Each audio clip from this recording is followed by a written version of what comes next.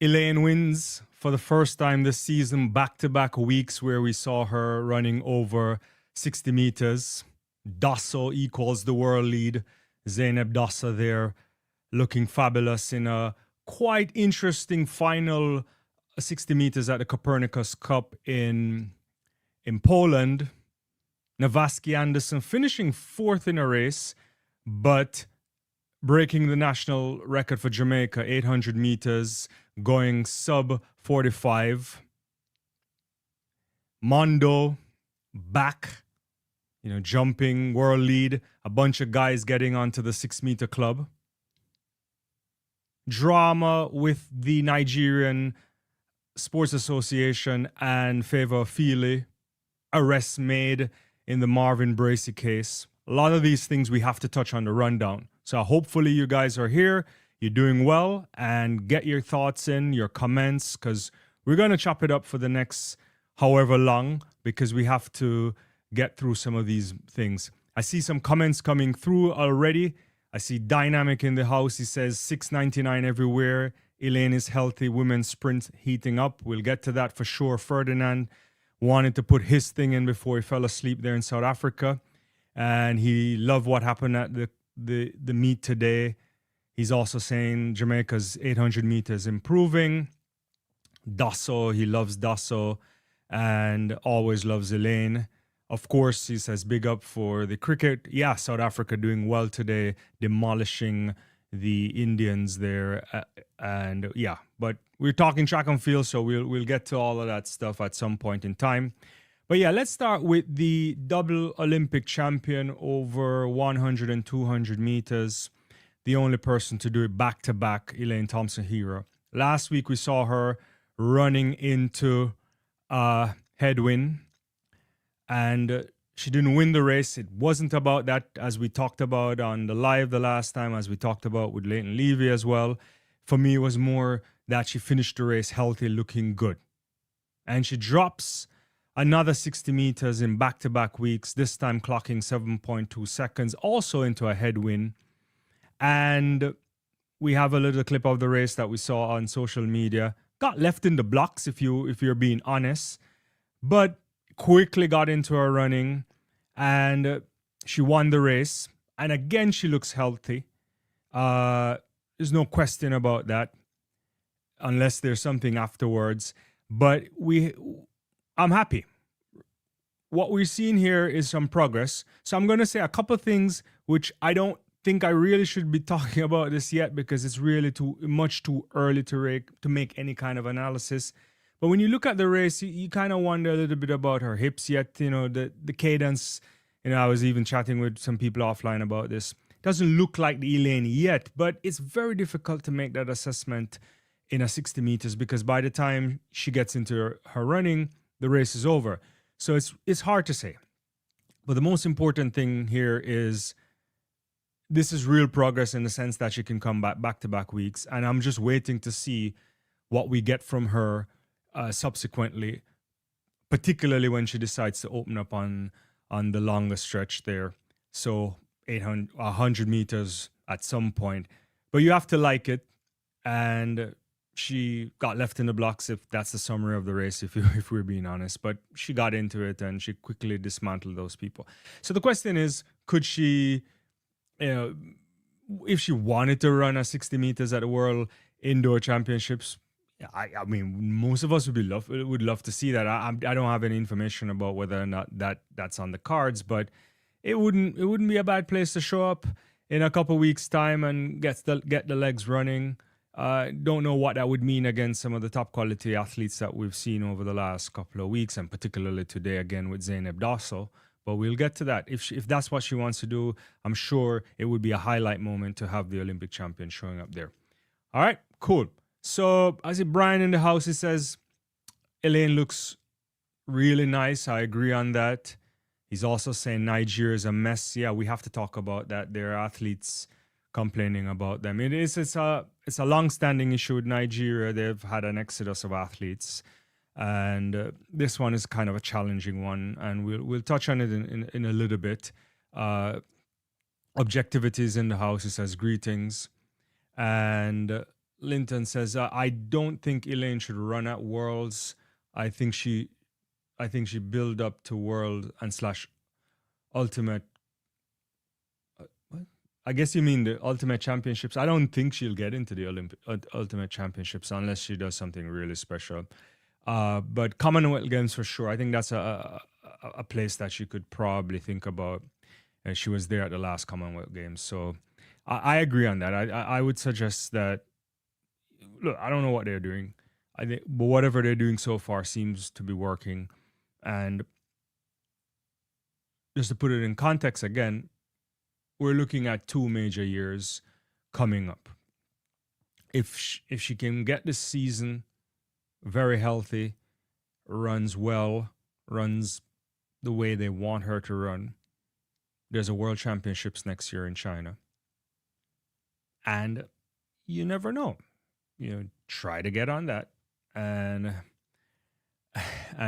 try to make the team in some capacity, whether that's individual or on the relay. And certainly there's an Olympics after that. But if she can manage a 2 season without any type of injury and also major setbacks in terms of how you have to restructure training because she has a persistent problem with the Achilles, if they can avoid that, then we're looking at an athlete that will end the career the way she wants to.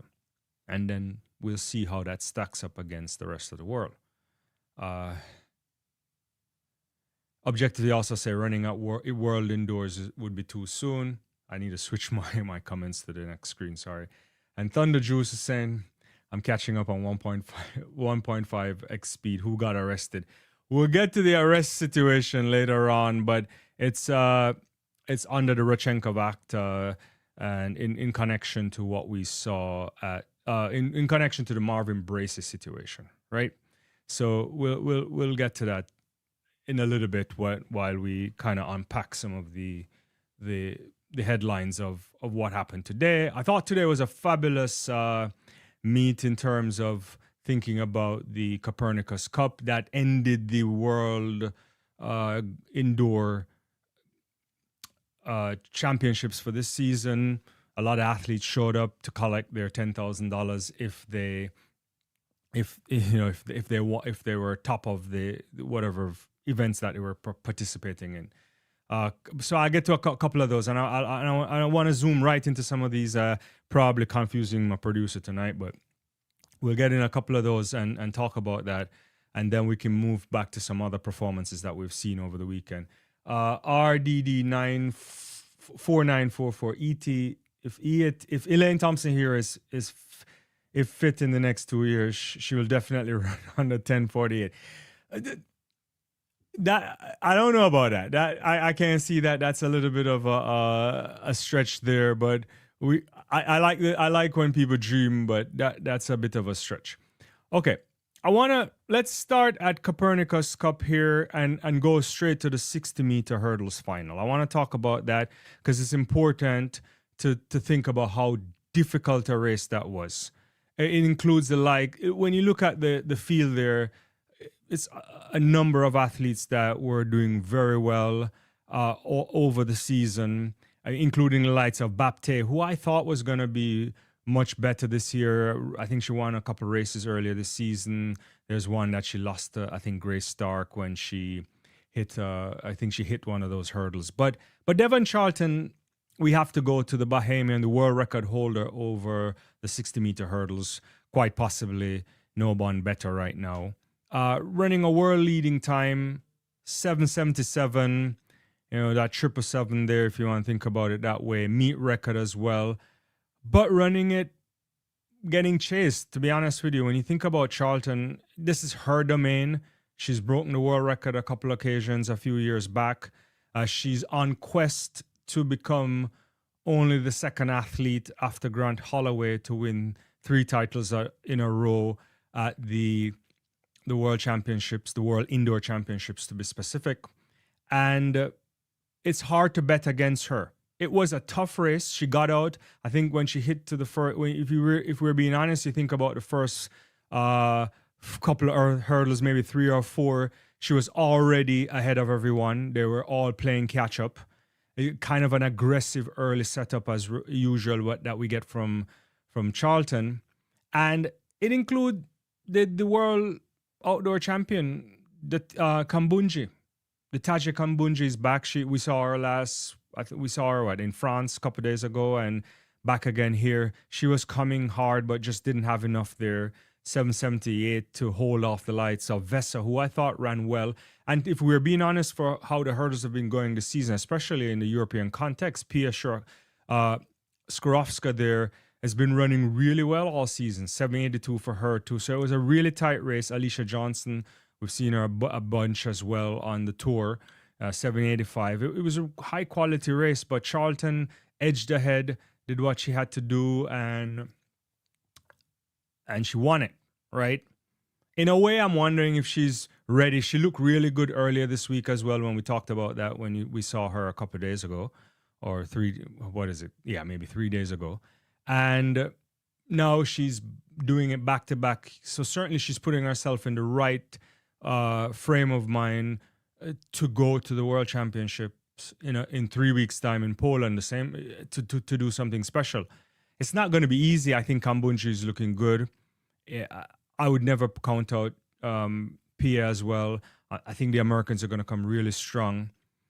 I still don't have any information on what's happening with who's going to represent Jamaica there. Is it going to be Daniel? Will Daniel go? I don't know if anybody knows this. At the time of coming live, I don't know the answer to this, or whether Megan will go as well. So, but it's going to be fireworks. But shout out to Devynne Charlton. She looked supreme. And by the time the rest caught up, it was virtually over. All right, I'm going to get back to some of your comments because they're coming thick and fast, and we also want to make sure that we get them. Let me try to move this over here so I can see them much more clearly. And where am I on the comments? So Thunder is saying Nigerians have the best sprint genetics on the planet, and I guess to me, the Federation can't get their act together. It's an interesting point. Yeah, on the Federation, I don't know about the first part, but I definitely know about the second part. Yeah, I agree with you. There needs to be improvement in terms of how the administration of track and field is operated there. But we'll see. Willie from, I think, straight out of Bahamas, if I'm not mistaken, saying, always good to tune in into your chat. Yeah, thank you for that. He's happy to see Elaine back living in Nassau. Can't find info on Stephen Gardner. Have you heard any? Have you had any info on him? I actually don't know right now. I think we had. I'll find out. We'll probably do something another live tomorrow.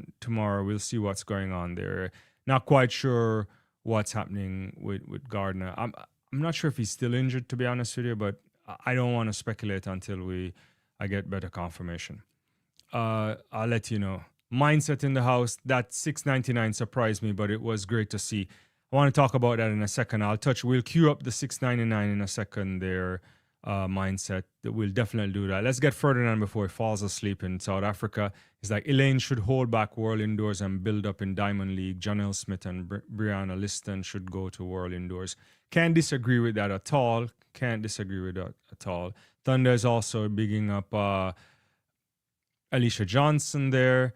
Oh yeah, she's been around for a while, but talented athlete for sure. Don't forget to hit that like button, guys, and make sure people know that we're on the live. Ferdinand says, no one beating Charlton, maybe Kambundji or Vesa at Worlds.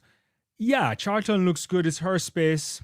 She knows how to run it. She's coming in. What was important about, and I can't remember exactly what she said a couple of days ago, but when she did that, when she did the post-race interview after winning in Liévin, she did talk about getting into the right shape, the right space. So the best was yet to come. So we'll see what happens there. I don't think she'll lose, to be honest with you. It's hard for me to bet against her, but I will say the execution has to be perfect because the likes of Kambundji, and if we're being honest, and I don't want to be critical of Ditaji because this is maybe her second race for the season or third, if I'm not mistaken.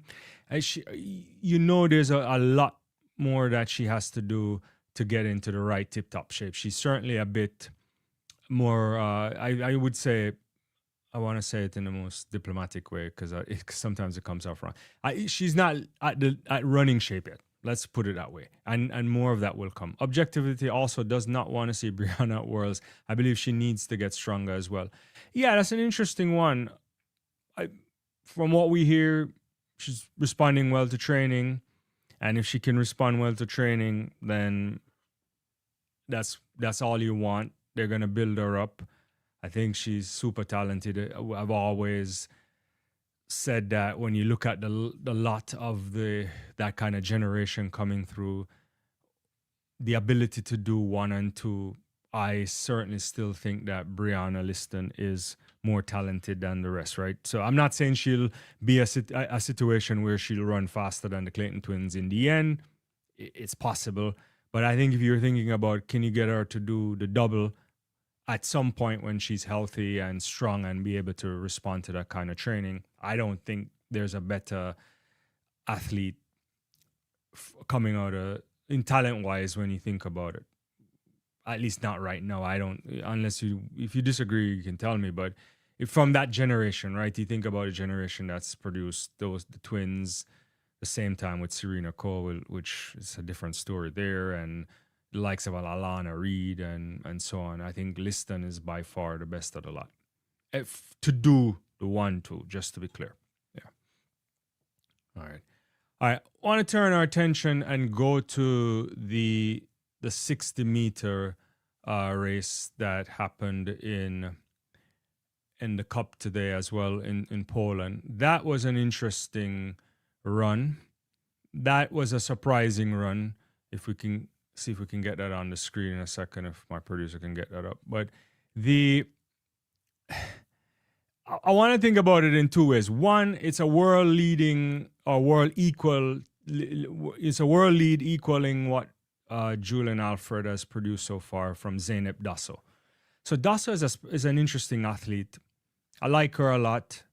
You know, I've had conversations with some people about her ability to really run well over the 100 meters and where she has been lacking in terms of her execution in the race.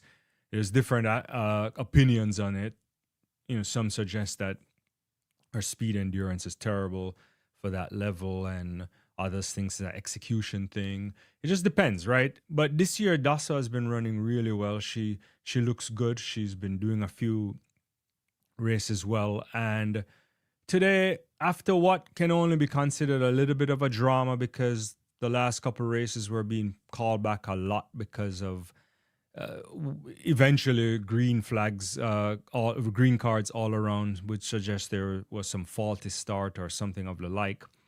And, you know, to come out and run 6:99, it didn't look like a 6:99 race, to be honest with you, even though looks is not a way you would judge it. But, I mean, she looked comfortable in the end. And if I'm being honest, like when we were judging what can be a false start or not, and obviously you can't really see a false start unless it's really deliberate, even with slow motion.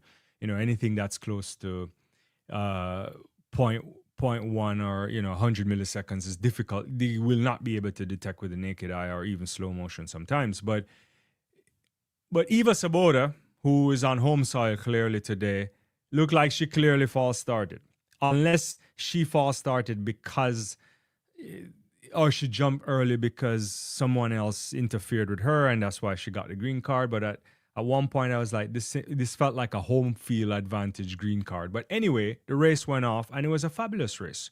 And Dosso eventually gets into her running, and she looks super comfortable running that 6:99. And Van der Verken was right there. We all know Van der Verken is always good, over 60 meters, running a PB. Amy Hunt too.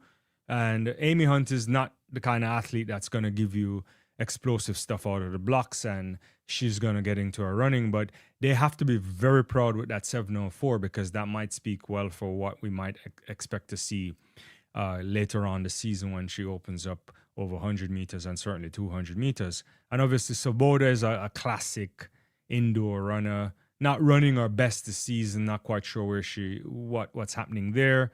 we haven't seen her as often as we normally would over an indoor season. So it suggests that they either have a strategy change or potentially she's struggling with some kind of a niggle here and there. But she did show up. But world leading time for Dosso. Now, so the big questions now come into the, oh, we didn't get the results up. I'll get that up in a second. The big questions come from, will she be competitive against the likes of a Julian Alfred? And I don't think so, to be honest with you. You know, I really don't think so, because when we look at what we saw from Julian Alfred last week, if she didn't sit in that blocks, you know, because of the false start or the recall gun that occurred before, you never know what can happen. I think Julian is much closer to breaking the world record based on what we've seen in the last couple of weeks. Well, only 2 weeks to judge her. I think by far the gold medal goes to her, unless something really goes badly. But she sat in those blocks last week and she hunted down Sears and Brianna Liston. So I still think the goal is a lock if Alfred decides to show up and run the way she wants to, and she might just obliterate the world record as well. Obliterate is probably a strong word. She might just definitely take down the world record, and I'm here for it. But I like what I'm seeing from Dosso. I'll check the comments in a second to see what you guys are doing, thinking about it, but it should be good.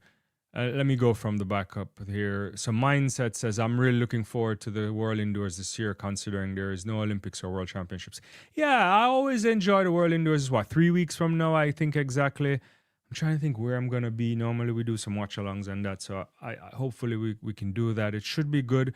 The surface in Poland is nice. I think it's recently renovated, or a new facility. I have to check on that, but either new or renovated. And so it looks like it's going to be good there. I think the athletes are looking forward to that.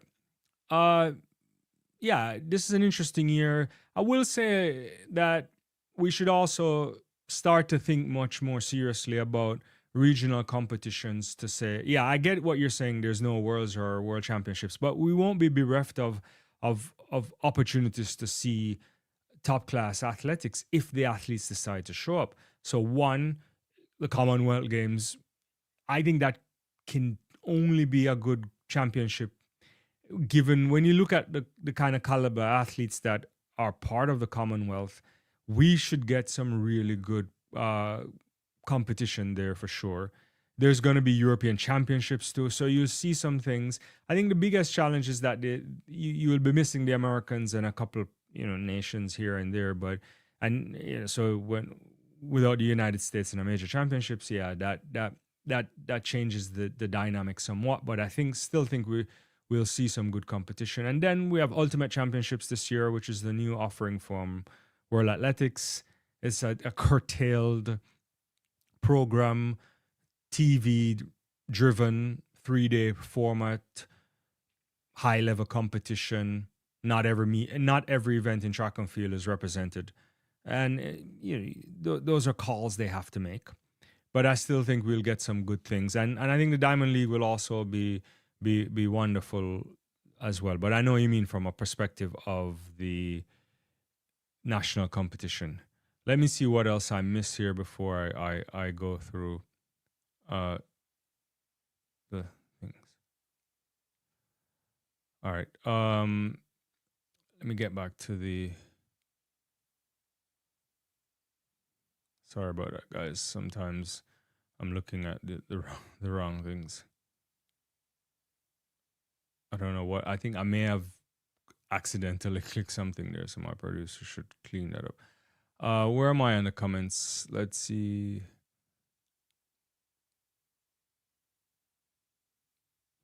Oh, so yeah, Dina has recently announced she will be competing at World Indoors. It's going to be very interesting come next month. Yeah, Dina looks good this season as well. Low sevens as well. So I don't know what we'll get. I think I think you want to go sub sevens if you're going to be on the podium. And it's possible a number of women could do that, given what we've seen right now. So we'll have to see. Ferdinand is saying Amy Hunt improved her start. She and cousin Dina are on UK team, I guess. Julian, Dosso, Sears, my podium favorites. Yeah, I like what we've seen from Amy Hunt this season as well. Last year was a surprise in the sense that she got a silver medal. We didn't really expect that. At least their camp didn't expect it either, from what I understood. They expect her to get quicker over time, but perhaps that medal came a bit earlier, and perhaps the bronze would have been something. I mean, the medals come because of in a championship because of different situations. But coming out of that semifinal, we thought that maybe Shericka Jackson would have gotten the medal, but it didn't happen that way. The silver medal, at least. But shout out to Amy Hunt. I think she's young, lots of talent. What her ceiling is, I'm not quite sure. I think for her to step up and to show signs, she will have to start running sub 22 consistently. And the question is, where on the scale of that sub 22 can she go, right? At the moment, I don't know where that is. Can you get to a 21.8, and will a 21.8 deliver medals? Possibly. It just depends on who's in the race and what form people are in. But that's how I would think about it. Yeah.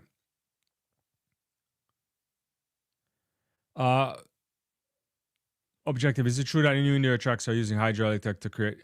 Yeah, I think they've lifted them differently. The surface is much better to the bank, because if you think about the old school ones, they would be banking, they would make a lot of noise, they would have this like creaking sound and all of that. It's all changed it's all changed, guys. So how much better, it's hard to know, right? Like every little thing in terms of percentages, like with all the innovation changes, the surfaces are much better. Energy return is also the most important thing that oftentimes they think about on that. But and that's for outdoor and indoor track as well. But that's an improvement too. They also look much better than before. If you ask the athletes of the past, they would say something different. Mindset is saying, hit the like button, appreciate that. Objectivity says, Diamond League should be competitive this year because it can provide qualification to the Ultimate Championships. It certainly will be. You want it to be, supposed to be some good Diamond League things and offering. Some of the athletes that we know might be tinkering with different events, so we're not quite sure what we'll get from everybody, but it is certainly, let's put it this way, and not to throw shade on any other track meet that is not currently in existence.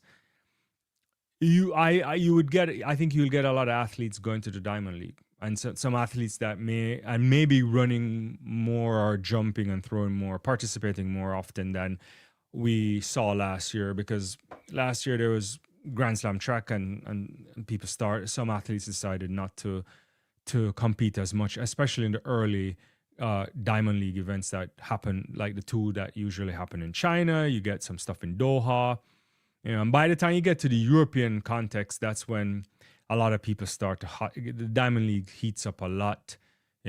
So this year, I think, there's Stockholm. Then right after that, you go. I think Stockholm is on the 10th, I believe, or something, or the 7th, one of those days. And then a couple of days after, you go to Oslo, and then there's Rome right after that, off the top of my head. And so it's totally different setup this year. I think you'll see more athletes even trying to make sure they go to China early too, because the opportunities to earn a living is they want to make money, right? At least the ones that need to make money. Objectivity. Tina Clayton indicated she wants to be at the Ultimate, so I'm thinking Diamond League is the avenue. I have to look back. I knew the rules of the Ultimate Championship off the top of my head, but right now I can't remember, and I don't want to make mistakes. I know World Champions get a buy-in. I know Olympic champions get in, and is it ranking for the rest or something like that? So we can check that and see, but we can get to that. All right, so what I want to do here is to switch to the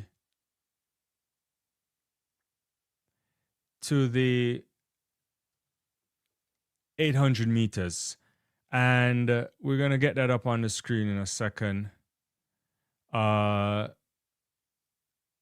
and talk about the 800 meters today, the final at the Copernicus Cup. And I'm just, this wasn't the plan of how I wanted to do things today, so I'm switching these things up on my producer there. But here's the thing: there's two main things that we're going to talk about out of this 800 meters that I think is really important. So one is Navasky Anderson, if you're thinking about it in the context of Jamaica and so on. But first I want to talk about Elliot Crestan, because I think this kid has been running really well. He's not really a kid, he's born in 99, but he's been around. Is what, 144.07. Viderka also ran a 144.30. I mean, the Polish athlete, they're running 144.72, and then Anderson 144.75, which is a national record. And beating the 1500 meter champion from last year, Isaac Nadar, to 145.05. The 800 meters this here is just outrageous, guys. We know this. We can't go around it. We've talked about it. I feel like like a broken record talking about the 800 meters in particular, because it's just the improvements that have been made over the last how many years is faster than most people would anticipate, right? You're thinking about a bunch of people running 142 on the track last year and so on. But this year in indoors, you have to believe that Crestan is really setting up himself to be on the podium. Obviously, Josh Howe is way out there, 142.50 this year, world record, breaking the long-standing record from Wilson Kipketer. But Elliot Crestan have given us 143.8, 143.9, and he's just outrageous. Cooper Luchtenhaus also running world under 20 record this year too at 144.3. So there's a lot of guys doing these sub 145s, which if we went back into the history of the sport indoors, that was not really a thing. You only had a few people doing it. And I understand there's differences. The improvement too is also coming from the cutover before. You guys mentioned that again, and I think Ferdinand had mentioned that on the last live, which I had forgotten to talk about, which makes sense. And so there's a lot of improvement there, and it's good to see. So I don't know what we'll get at the World Championships, but I think we were going to get some cracking times. But the reason why I want to kind of jump over these guys, even though they're doing something spectacular, and I don't want to disrespect the performance because it was brilliant, is that I want to go back to Navasky Anderson, because if you've been on this channel for many years, since we started it, and even on the previous channel, I used to lament about the idea that why we can't see more Jamaican athletes running the 800 meters and in droves too, and in bunches, right? What's going on there, right? On the women's side, you have this kind of gap. If you think about a gap from like Akina Sinclair to Natoya, Gould Topping, and who's coming through, right? Like that should not be happening. And then when you think about the men, it was even much more embarrassing. And my good friend Leighton Levy I think he'll talk about this a lot, talking about the history going back from Seymour Newman and all these guys, and how long it took to break the Jamaica national record, and what's happening in just 1 week, where Anderson goes out a couple of days ago and he runs it was 146.10 or something like that. Gets broken the night after by Marshall. Those two guys from Arkansas, Taylor as well. And you start to wonder that, where things are going, so yesterday, Friday night, the Jamaica national record is 145.62. And then today, Navasky Anderson almost took a whole second off of it. Not quite, but almost, right? 1:44.75. And he ran a much better race than the one he did in France. In France, he was going a bit too wide. He was wasting energy, running probably more distance than he needed to. And then today, I thought he ran fairly well. And he fought for it. And it's not easy to run with those guys too. Cranston's been having a fabulous season. He's been running a lot. And he has two 143s. Viderka also has a 144 low. And so the competition is strong. And he found a way there. And so my take on this is there are two things that gives me a lot of joy or satisfaction. It doesn't mean these guys are going to be podium ready. It could be another cycle of athletes before they're podium ready because the world has moved on. We've seen in the last Olympic Games that a 141 can get you off the podium, right? You can come fourth running 141 over 800 meters. So there's not an illusion to think that these guys will be competitive for any kind of podium run. But what it means, I think, is it's signaling, if things continue and there's progress, that Anderson should be able to run 144 low. 142 low rather, or something like that, mid to 142s. And even more so, the rest, Taylor, Marshall. And when you look at Marshall in particular, and I don't like to do it this way, but you have to because the eye test is always important. He has the body for an 800 meters. He has the build. And if things work out, you never know. And if you get three guys now living in a kind of 142 space, you hope maybe they can improve on it and go down to 141 or so. But, we've seen that now the standard is really high over men's 800 meters. But there has never been a reason why athletes out of Jamaica could not be running 800 meters on both men and women. I've said it. I think there might be a ceiling on distance in the country. It depends on how you do the preparation early. I'm not going to say they can pop out 5,000 meter athletes. It would take a serious reformation, serious reforms rather in terms of changing how you do youth development. But up to 800 meters, you should be competitive and produce a couple outstanding athletes that could make their way into major championships, as we've seen most recently, and do well. And if you do that, then who knows what kind of a generation that might inspire. Let me get to some comments because I probably missed out a bunch of comments here. And we can conclude on that point if we have to go back. Yeah. Ferdinand says the Southern Hemisphere usually do good in Asia because it's early season. Yeah, that's important. Thank you for making that. Wade, we wanted to touch on Wade a little bit too. Wade van Niekerk, we saw him running there. Gout Gout. We'll get to some of that later on. Ferdinand is also saying Navasky Anderson, my new Jamaican hero, is learning to run 800. The 800 is learning in competition with training of a coach. He will go sub 144. Yeah, I agree. I think there's ability for him when you look at him and others that I think they can run really fast if they do it right. But it's also really, I'm glad you mentioned that further, and it's really tactical. And you make some mistakes that you don't want to make happen. And even the best of the athletes made mistakes. Today, if you even looked at what was it? I think it was the women's race there where Gimolet won. I think Helu made a mistake allowing her to come in the inside. So we've seen that for sure.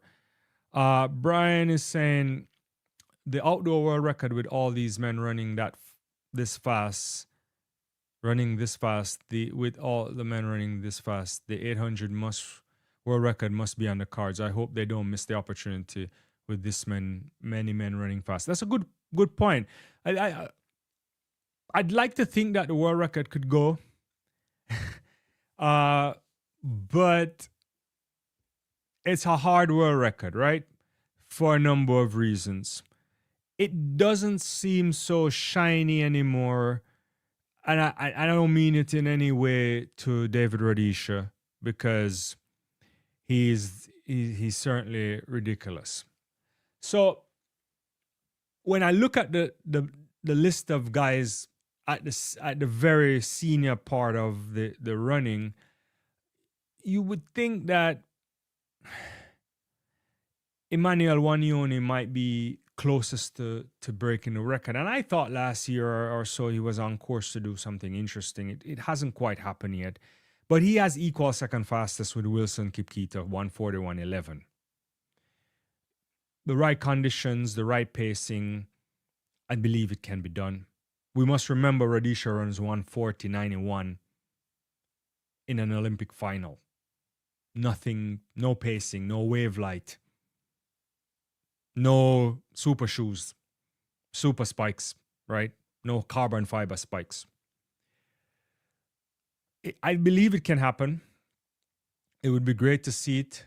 And I don't know if Radisha was on the bicarb too, right? Like, probably then he might be on diarrhea if he was doing it in competition. But so I take your point, Brian. I'm thinking it can happen. I think a Cooper, when you look at it like a Cooper Luckton House, kid is crazy.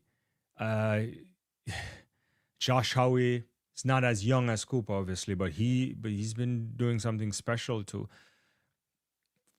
There's a lot of guys that can do something. And, who knows? Marco Arap still can probably do something special. You have Sajati.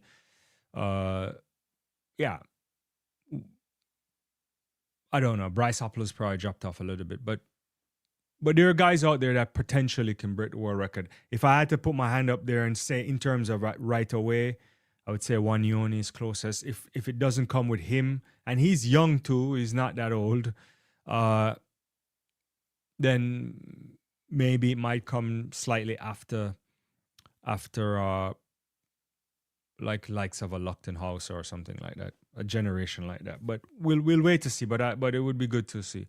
Ferdinand is saying Masalele DQ'd in Poland. I didn't see that he was disqualified. Any indication of why that happened? I thought he was doing a little bit of a showboating today. I wasn't quite sure why he did that, to be honest with you. We try to pull a race up to see what the DQ was about. You're right. He was DQ'd for... What's T71? I don't know all the codes off the top of my head, so maybe you can tell me. But yeah, he was a little bit of, this might be running on the line or something, or maybe it's a cutover issue. But yeah, he looked decent today, Masaleles, and stepping up to the 1500, which was a surprise for me. I don't know if he's intending of moving away from the 800 meters, but he's also a guy that should be running really well over 800 meters. Didn't quite end the season last year. Beating Habaz, and he was doing a little bit of a showboating in the end. Oh, that's what he got for. He got DQ'd for the gun finger celebration. Okay, yeah. Okay, makes sense. Okay, so he's unsportsmanlike conduct. Okay, yeah. Oh, don't forget, guys. We also have a WhatsApp channel in case you want to keep up with what's going on. So the QR code is on the screen. Don't forget, if you want to, your personal information will never be shared with me or anything like that. It's just like joining a group. And we sometimes post things there too, just in case you don't always get the notification from YouTube and so on. Yeah, unsportsmanlike conduct. Well, then I can get that. I mean, he should not have done that. I like when athletes do things. I'm not against the beating the chest. I'm not against the thing. But sometimes you can go overboard. It's not for everybody's liking, and it's the way you do it, right? And we've seen many athletes get chastised for just pure emotions, including the likes of Usain Bolt, who was oddly criticized by the IOC chairman at the time, which I'm sure he recognized how wrong he was, because there's joy and celebration, and there's disrespecting your opponent, and Bolt wasn't doing that at the time. And so, yeah, cool. So that's some interesting stuff. I'm trying to think, did I miss anything? Oh, the 400 meters was interesting too, for the women. I mean, there were B and A races. The B race featured Lika Klava, which I can't always quite get my hand around what Lika was doing this season. She had a 51 flat earlier this year, then she ran 51 and change. Didn't look so good today, but I wonder if she just showed up to make sure she collected her additional $10,000 for being like the champion over the event. I think I don't know if that was in her mind. But the final A race was really good, you know. Zaplatelova winning that in 50-90 over Bukovecchia, 50-97. There was really, really good competition there. And I'm trying to recall if I saw Bukovecchia earlier this season. Off the top of my head, I can't remember if I did, how many times if this was her first race of the season, or maybe I saw her somewhere else. But looked really good. Nikisha Price didn't look like she was up for the races today, to be honest with you. The 51-65 there from Price just didn't have the legs. Those other two were just out there, and good running on the outside in the end from Zaplatelova. So it's going to shape up well at the World Indoors, depending on who shows up. Amber Anning, you know, you'd imagine could do something interesting. There's a number of athletes out there, so it should be a spicy race in many ways. I'm going to certainly look forward to some of that as well. All right, we can always get back to Copernicus at some point, but I want to touch on some other things that's happening around the world and some other events that, you know, clearly I found some enjoyment. So I want to go down to Australia a little bit, and let's talk about Gout Gout. You know, Gout Gout, as many people know, is a special athlete. That's the best way to describe it.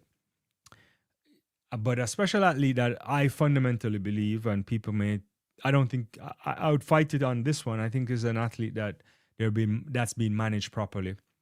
And, you know, we've seen it this year. He could have just decided not to go to World U20 Championships later on this season, but he's going to go there and forego going to the Commonwealth Games. Some people would suggest you could just jump and go to the Commonwealth Games. You know, he got a taste of the World Championships last year, and he will learn. And so they're not pushing. You know, last year they didn't push him to do the 1-2 double.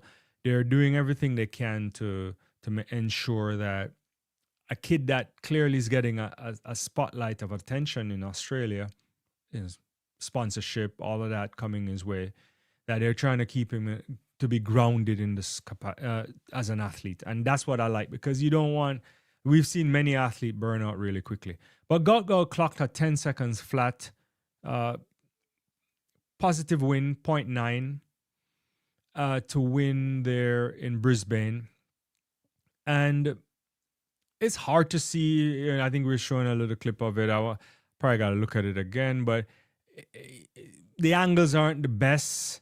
But it's a good run. The guy is a kid, and I'm looking at it once more.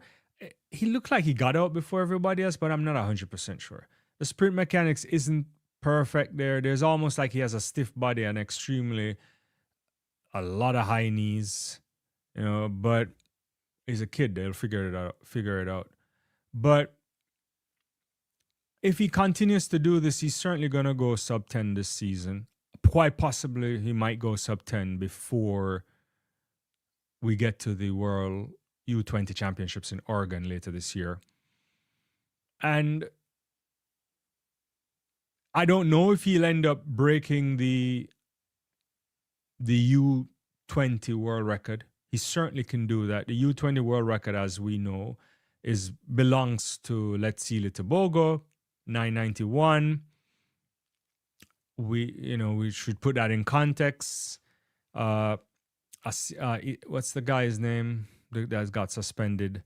Asigna, I think his name is. Yeah, he had done a 989 3 years ago, I think in 2023 or so, but subsequently his results were nullified or annulled rather after he got suspended for for having taken a banned substance, which is all around another case in and of itself.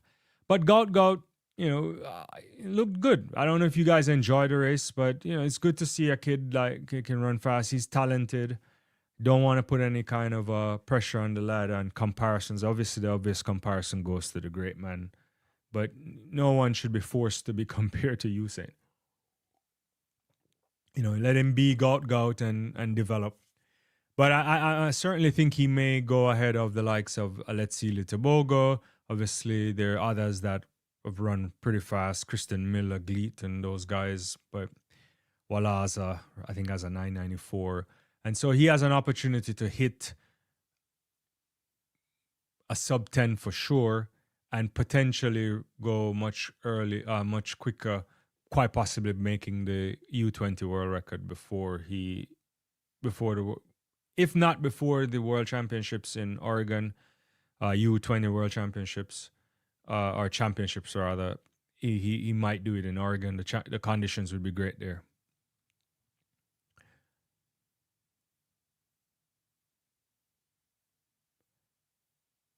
Yeah, I agree with that. Ferdinand Gout Gout will show up at the Murray Plant meeting in Australia March 28th. Let him complete Eugene 26 and chase records. He's a kid, as you say. Yeah, it makes sense, right? Could he go to the Commonwealth Games and do something? Quite possibly. It depends on who would be there, but you never want to jump the gun. It's a different situation running fast in back-to-back times and against the big guys. So we'll see. And as we said, that mindset is saying something else. I think he should have registered for the Commonwealth Games. I think running with the juniors at this stage can be counterproductive. It's interesting. Maybe say more. The question is like how quickly you want him to develop, right? So the beauty for a Gout Gout, I would say, is, I know maybe you're making me rethink some of this on the fly. There's a major championships next year in China, and then there's an Olympics. I suspect they want him to be, he's arriving in LA ready to shock the world. That's how I would imagine they would want to create the program. And he could go to the World Championships next year. He's been to a World Championships already, so he's had a senior exposure. So it won't be new to him. Yeah, the Commonwealth is interesting. You're saying, so if you're saying that he needs to compete with the big boys and compete with them, or the men rather, soon, perhaps for going, but he's still a kid, right? So he's still in school, or is he finished with school yet? I don't know. I think he was still in school. He's trying to develop and learn, so it's easier. There's less pressure at the World Youth Championships, I believe. He can become the star of it, the face of it. And especially if he can win the double and do it in great times. The conditions should be nice. It's Oregon. It's a fast track. Yeah. And we'll see. Yeah. And so Ferdinand is reminding us his previous U20 he lost to, he did lose to Walaza. Yeah, remember that. So let him just develop, I guess. He has plenty of time. Yeah. Plenty of time to get to where he needs to be, Yeah. All right. So, and I see some comments coming through. Let me get to those before we move on again. Debbie in the house, she said, I totally agree. Yeah. Yeah. Cool. Again, guys, thank you all for being on the channel as usual, and for liking, for subscribing as usual, and putting in your comments. That makes the show really good. And as we mentioned earlier, we do have the WhatsApp group as well. So if you're so inclined, it's a good way to reach out to reach out to you directly, so you can get exclusive updates as well. And so if you use that service, feel free to check it out. We also have, memberships as well on the channel if you're so inclined to check that out. And we'll be doing a lot more this year, and that might be a good space for you guys to be. All right, let me quickly get into some. Let's do some field events, because it would be remiss of me not to talk a little bit about what's happening in the field as well. And I'll just stick to the pole vault. I am very happy about what's happening in the men's pole vault. You know, I'm very happy. Good evening to you, Darren, as well. Look, yesterday we had a world lead from Volkov, and I think we have it on screen. We're going to put it there. Yesterday it was a world lead. He went over 6:01. It was a really interesting jump. It's a kind of hazy footage, but he did 6:01 yesterday. And a couple of days before, so we were going to put it up in Matej Volkov. And that became the world lead. I think he's 21. He joined the 6 meter club. Earlier in the week, we saw Karailas going 6 meters. And then today, Mondo, and I didn't realize Mondo was still going to compete because the word on the street was he was ill. I don't know if I think I saw something suggesting that he may have had food poisoning. I don't know the validity of that. But he showed up and he decided to go on a world lead himself, and he went 6:06. So Mondo, as usual, that's like a walk in the park for him. I believe he also tried to go for the world record at 6:31, but that didn't happen. But Curtis Marshall, the Aussie, also joined the 6 meter club. And why this is important, we have to take Mondo out of the picture because Mondo Duplantis is the greatest we've ever seen. I don't know how many times I have to say I didn't think I would see someone more impressive than Bukka. And in the different right, they come at different periods in time. And so Mondo set the bar so far that if you follow Mondo, you're gonna probably break your neck. But the more you get other men going 6 meters and above, you will get improvement. I think a guy like Karailas, the Greek guy, can certainly probably do a 6:11. Could he go 6:15? Could he go towards where Liévin had the world record? I don't know. That might be pushing it. That requires probably different poles. He's a big dude too as a unit. I don't know if he can do all of that. But if we can get 4 guys, and if you say likes of a Marshall, and there's other people in the past that's done the 6 meters that may not be all jumping 6 meters at the same time. But if you go into a competition with 3-4 guys, maybe, and then you include the likes of a Mondo jumping can do 6 meters, it will force Mondo to come in a little bit earlier sometimes. And maybe, he gets a little bit nervous. That's the only way you'll beat him if he makes a mistake or two. But it makes the competition better. And Mondo is always going to run away with these pole vaults. And at some point, he's going to look at the sport and figure out that I've done enough and there's not much more to do. Like 2 years ago, I wasn't sure if 6:30 was possible. Now it is. So where's the ceiling? I think what Mondo Duplantis is going to do is to give us the ceiling in pole vault for some time to come. So when he walks away, which he's probably going to be walking, I would suggest that after, I'm not calling time on his career, but after you win in LA, if you do that, like what's really left to do? You easily get bored after that. So where can he take the world record? Can he get it to 6:35? I don't know. That seems kind of weird to think that he can go that far, but I would love to see that. So that could be somewhere there. But for the other guys, is getting to be consistent 6 meter jumpers, doing it week in, week out, and trying to get into the 6:05 and beyond. For some, I know there's a cutoff, but it will make the pole vault more competitive. And it will also reduce this nonsense that I don't like from World Athletics. I'm not quite sure if they're going to implement it too, where instead of measuring where the bar height is to measure how far people have gone. But that's for another day. All right. So we've done a lot of stuff. I'm sure I've missed some of the things on the track, but I want to go off the track a bit. It's in the track and off the track, and talk a little bit about some administration efforts here, and a little bit of saga that you never like to see. So there have been great exodus of athletes leaving country. Jamaica have seen a bunch of athletes going to Turkey and so on.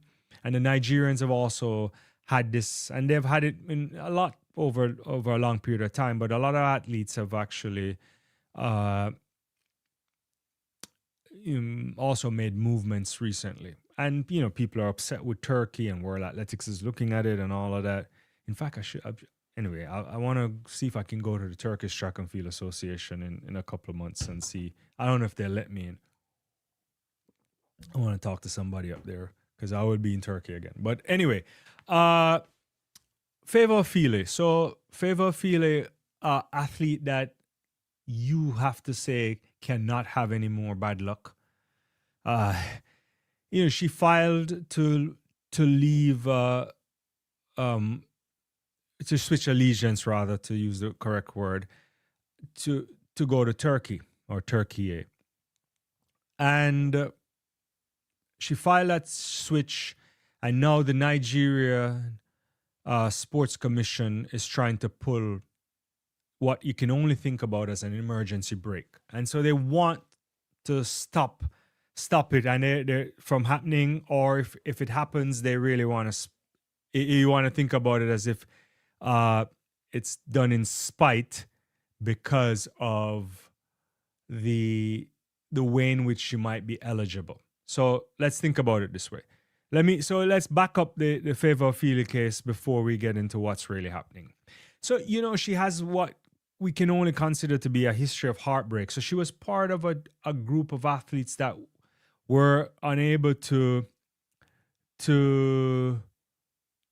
compete during the 2021 Olympics because of how out of competition drug testing was conducted, right? So she couldn't qualify for Paris at that point. She was much younger at that point. Then we get, not to Paris rather, for Tokyo. Then we get to Paris and they did not even register the woman to run in the 100 meters. And she only figured that out a couple of days before the event.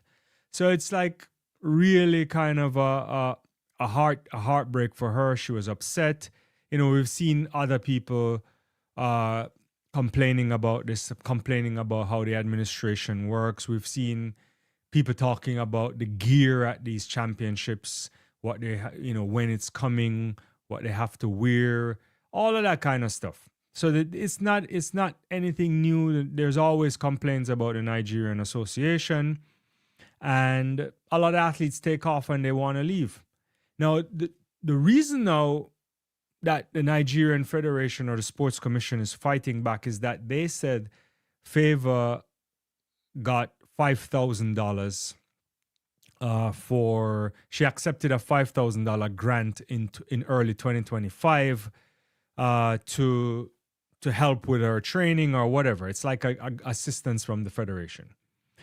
And that training grant that she accepted, in their minds, resets her 3-year waiting period. So as many of you know, when you switch allegiance, you have to wait it out. So a lot of these athletes, including, say, thinking about the Jamaican ones that did it, like, the shot putter guy and the triple jumper and all these guys, then, names are slipping me right now, but I'm looking at their faces and not remembering names. They all did it in a time when that they would be eligible in time for the next Olympic Games. And so if they reset the time, if they are allowed to reset the time, yeah, thank you, Stoner, and also he's the discus guy, but the shot put guy, he competed today as well. What's his name? Yeah. And then Jaden Hibbert, obviously, as well. But if the Nigerian Sports Association is allowed to reset the time to when she took the money, then her eligibility to compete for Turkey will come after the Olympics. So she will certainly miss the Olympics if this happens. And then that would really that would be like 3 Olympics in a row, and potentially the end of a career for her in terms at the Olympics.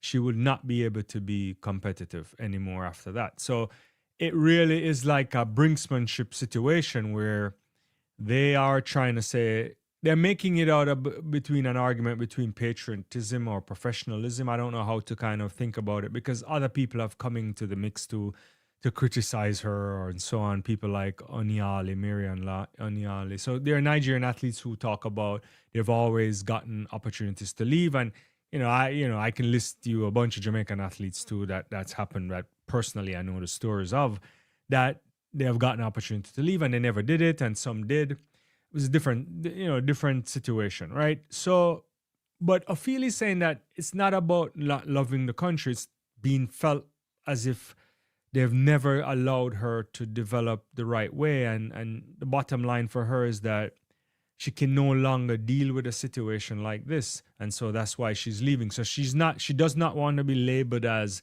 leaving for money. Because sometimes when you think about athletes switching allegiance, it's sometimes looked at that they want to make a lot of money, right? They're getting paid to do this. They're getting better facilities. They're getting all of that. And sometimes you understand that. You don't always, but she's saying it's not for that. She's saying it's largely due to the incompetence of the association there in Nigeria. And if they really pull this fast one on her, and I hope this can be resolved, and I hope it's something that you can go to the court for arbitration for sport and fix, because if not, if she does switch and she has to sit out the 3-year period, then her time to compete will come after the Olympics.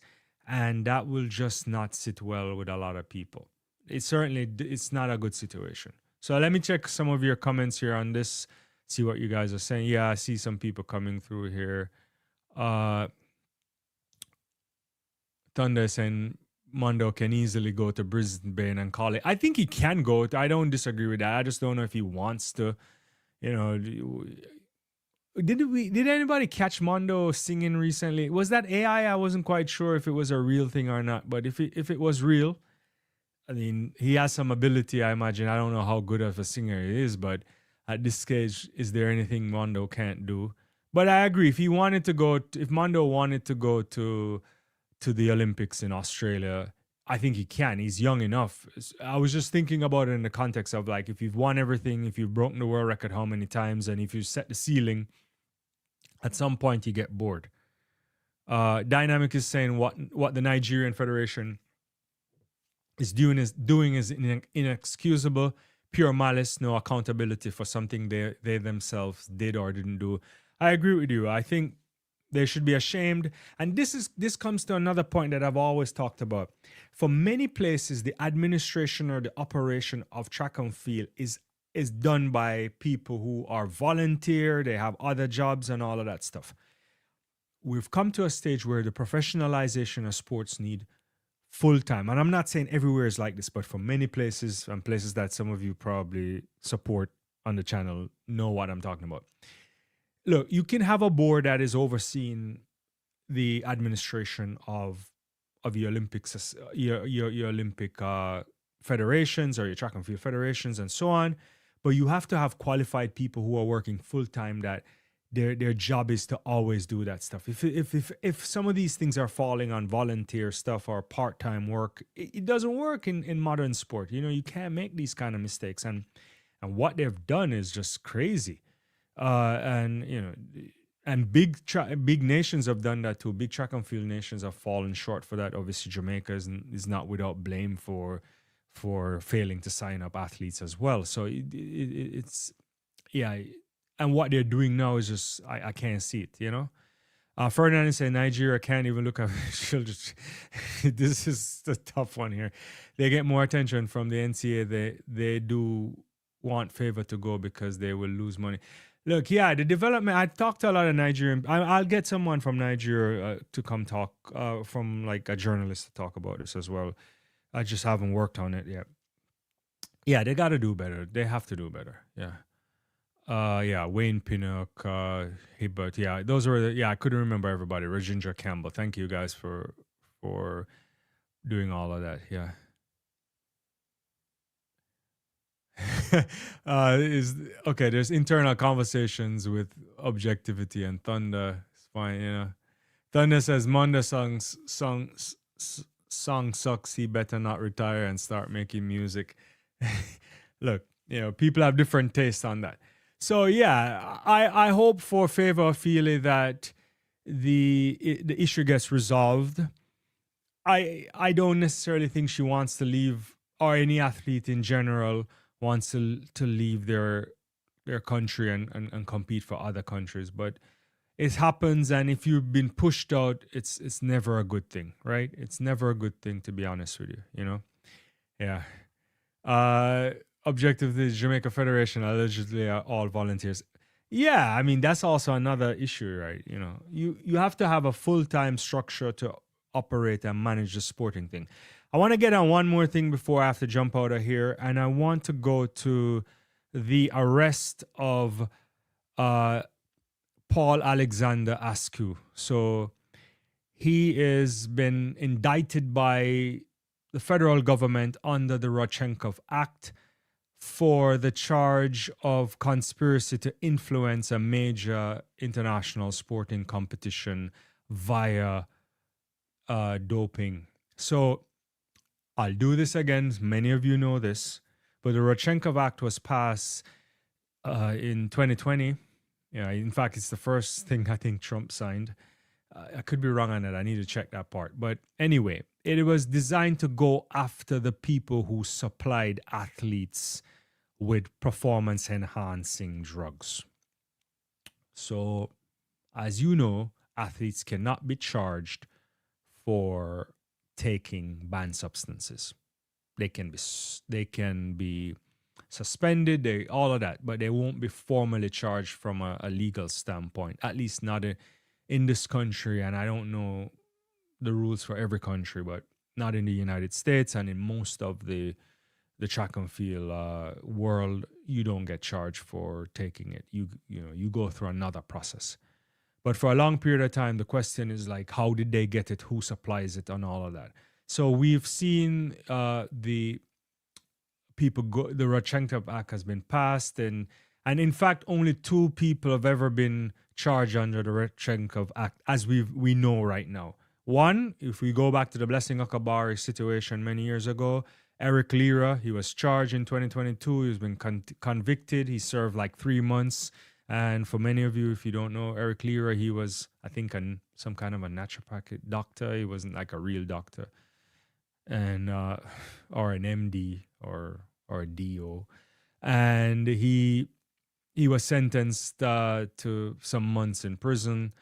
And there was a whole situation behind the Akabari case. It involved other people. There was more co-conspirators and all that stuff some of those things we never heard about.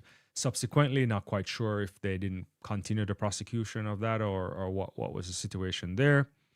And so now we come back to 2026, and they've indicted this guy for supplying banned substances. And this has been linked to the Marvin Bracy case. So as many of you know, Marvin Bracy is serving suspension for, I think, both whereabouts violation, if my memory serves me correctly, and also probably for some banned substance. And you see, Thunder, I don't know if I can put that one up. And Marvin Bracy his situation was a whistleblow, right? Someone turned over someone notified USADA that he was taking banned substances. I think many people, if we know a little bit about the sport, we can point to who may have turned over the vials. I cannot put that. I can't say who, because it's not been confirmed by the authorities or any. I don't have enough information to say those things. I don't have the kind of lawyers the lawyers would not support me saying what you want to say. So let's just say there's whistleblower, that we can say that the U.S. Antidoping Agency got information about that via whistleblower, Then, Bracy was subsequently suspended. He's serving a long time suspension. I don't think he'll ever come back to the sport. In fact, he's now gone off to the enhanced games. So whoopee, he's having a lovely time there. And so, yeah. So this is an interesting one. I want to break that down, but I want to get to Ferdinand's comment first. He's like, athletes can be charged for lying to the FBI under federal charges like Marion Jones. Yeah, you can be charged for perjury, for lying, all of that kind of stuff. But you cannot be charged directly for having the drug. Just to be clear, right? So if you get in front of the room of any federal agent, whether this is DEA or the FBI, and you lie to them, that's a different story, right? And so we all know, I think the Bracy case is also, he could have gotten a little bit more time, if my memory serves me correctly, when we covered the thing. I should have looked this up before I came back on the live. I think he got less time than he would normally get for cooperating. Maybe he got a year off or 2 years off. If someone can correct me in the live if I'm wrong. And so that would suggest that he may have given up information on the supply. So here's what happens if in the real world of when you get into interrogation with the AIU and others. The moment you get caught in terms of there is a marker saying you have a banned substance in your system, and if you go through the B sample and all of that stuff, and that comes back positive as well, and they sit down with you, they're going to ask you what you're taking, how long you're taking, who you got it from. If you start squealing and giving up all the information, they will think that you're cooperating. Do you know anybody else taking this? Blah, blah, blah. It's a whole thing. But if you're not cooperating, then you're gonna get the full extent of whatever what the ban in that sense. So, and then if you get into a situation now, and what has been happening in recent years, and I have this on a good authority, that there's been the cooperation between, and not even on a good authority, like Travis Tygarth has said this publicly or intimated in different ways, that now USADA and WADA and all of these agencies, they work much more closely with law enforcement. And so sometimes they get information in interesting ways and tip-offs, and they immediately now start to track the suppliers of the banned substance. So I don't know much about this guy. I don't know if any of you know anything about him. I was trying to look around. It didn't strike me as he was a former athlete or anything. I had done like a preliminary research on him, but I didn't do enough, to be honest with you. I didn't see him with a World Athletics profile or anything. And I don't think he's a doctor or anything of that sort. So, but he's been charged. So the easy thing to think here is that he's the one who supplied it. There's an indictment out there and all of that, but we'll wait to see. Because one of the interesting things is that when athletes start to take banned substances, they have to get it. Someone has to set up the protocol for them. That's for sure. They don't really know how to do the protocol. But then once you do it, you need to get supplies, right? And where are you going to get the supplies from? So it's never a good thing, but it's good to see that people connected to it are being caught. So what this suggests that, when you think about coaches, when you think about doctors and physios and all of that, all of those people can go to prison if they catch them, right? So, but so far, Rodchenkov has not done enough. Well, let's put it this way. They've only gone after 2 people. So we'll see. Dean the Dream is saying, lock them up. Objectivist says they need to take the 2022 silver from Bracy. Interesting. That's the problem with the sport, though. Objectivity is hard to know how far back we can go to. Yeah, especially if you don't have a chain. Yeah, if the FBI gets you and they can tell you how long you've been taking drugs or something like that, then perhaps, we think about what happened at the Balco scandal, 25 years, 26 years ago now. It took a lot of work to to get people to confess, because none of those athletes tested positive, right? The clear was just, Conte and those guys were running a big scam, right? And no one knew about it. And so it was under threat of jail and all of that before people started to say things. So when I see a lot of people coming back, after those things, I don't have time for them, to be honest with you. Look, you can make mistakes. You should be able to come back from any mistake. You should be able to really to live your life, and we can forgive you if you're contrite and all of that. But how we hold you and the kind of esteem we're gonna hold you up to certainly changes, and you shouldn't be able to occupy any kind of position in the sport if you have been found to put it into disrepute by taking performance enhancement, and especially when you knowingly are doing these things, So so Thunder, I can't put that up, but we'll see. Ferdinand says, when is Russia coming back? It seems like it's gonna happen soon. I don't know. I see there's these notions of getting back into FIFA, and I think it's coming, so I'm not quite sure, Yeah.